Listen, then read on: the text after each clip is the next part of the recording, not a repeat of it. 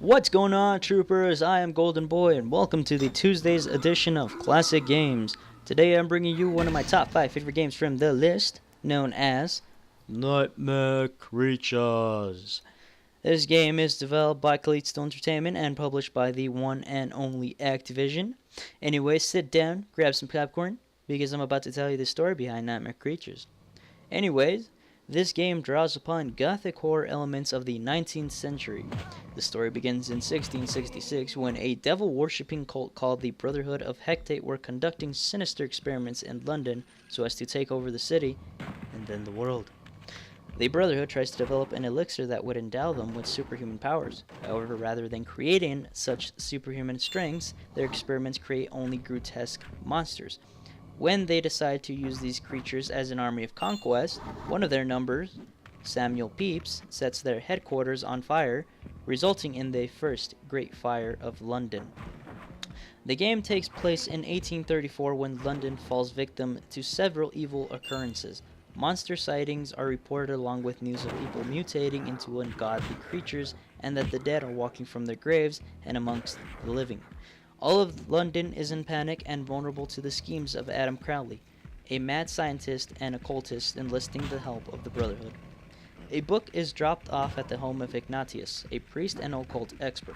He finds it is the lost diary of Samuel Pepys, which contains the Brotherhood's research. Knowing he needs help, Ignatius sends the diary to a renowned American immunologist named Dr. Jean Francis of New Orleans, who shows up with his daughter Nadia. The doctor is murdered and the book is stolen. At the funeral, Ignatius and Nadia are approached by a man who gives them a note reading, "Know about Adam Crowley, Brotherhood of Hecate, HVHJ." Ignatius and Nadia head out to an address listed on the note, hoping to seek out Crowley and neutralize the monsters. So that's basically the premise for Nightmare Creatures, and it also transitions me into the general discussion of today, which is, should classic games like this keep their premise the same or make something entirely new if they are ever remade?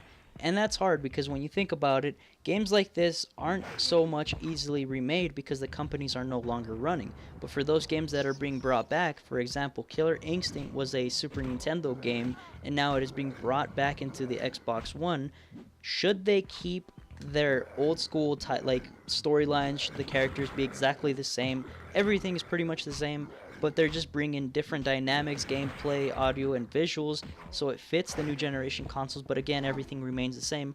Or instead, should they change everything so it fits today's generation and today's way of thinking in society terms? And should it be booted onto the new consoles, but knowing that everything's different except the title? I mean, granted, you'll have the similar characters and whatnot, but a lot of the characters change drastically, as well as the storyline and how they contribute to it. And that, or it can be left with the last alternative, which is to simply leave the game alone, let it be remembered as a memory, and it'll probably fade out in time. I think games should be brought back when it comes to classics. I don't care if the game didn't make a lot of money. I mean, in some form of way, they should always be brought back into the new generation consoles just so they can get, some recognition of what great games were in the past. And not all great games were the best, but most of them had a great story. They impacted the gamer a lot. They were creepy, and they had a unique way of dynamics for a game. And that's what made those games live a lot. And I hope that if in the future we get more, classics, that they bring them back and they keep everything the same. I would hate to see a game being brought back with the story being entirely different, where it not only kills the game, but it makes the game not feel fun anymore because it's just something that a new developer wants to kind of throw their imagination at, but use the same title as it was in the past. And I hope with Killer Instinct, it's not that case because I am looking forward to buying that game in the future, but I'd also hope games like these are brought back too, because I would love to see a Nightmare Creatures in the future. The second one sucked, so I don't want to see a second one at all unless it's a different story, but in some cases when it comes to a great classic hit, those games should be brought back and kept the same, but made so it's able to cooperate with the new generation consoles and match their requirements. Anyways, guys, that's going to be the end of this video. Leave a like if you liked and subscribe for more. Anyways, guys, as always, take care and stay gold.